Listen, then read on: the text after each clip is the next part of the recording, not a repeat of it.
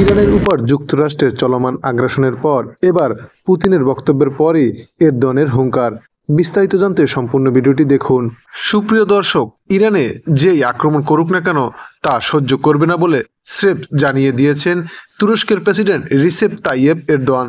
তিনি বলেছেন, আঙ্কারা কখনোই ইরানের সার্বভৌমত্ব ও আঞ্চলিক নিরাপত্তার বিরুদ্ধে কোনো হামলাকে সমর্থন করে না। হামলা যে পক্ষ থেকেই আসুক, তুরস্ক তার কঠোর প্রতিক্রিয়া জানাবে।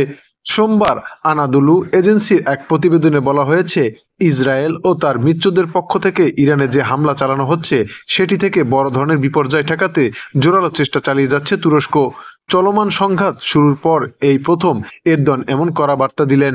প্রসঙ্গত, এর আগে ইরানের পক্ষে অবস্থান স্পষ্ট করেন রুশ প্রেসিডেন্ট ভ্লাদিমির পুতিন। রুশ রাষ্ট্রীয় টেলিভিশনে সম্প্রচারিত এক ভাষণে তিনি বলেন, ইরানের উপর ইসরায়েল ও যুক্তরাষ্ট্রের হামলা একেবারেই বিনা উস্কানিতে চালানো আগ্রাসন।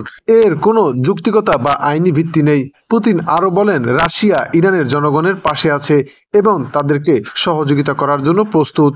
ইরানের উপর যুক্তরাষ্ট্র এবং ইসরায়েলের বর্বর হামলার পর পুতিন এবং এরদোয়ানের এমন বক্তব্য সারা বিশ্বে আলোড়ন সৃষ্টি করেছে বলেই মন্তব্য করছেন বিশ্লেষকরা।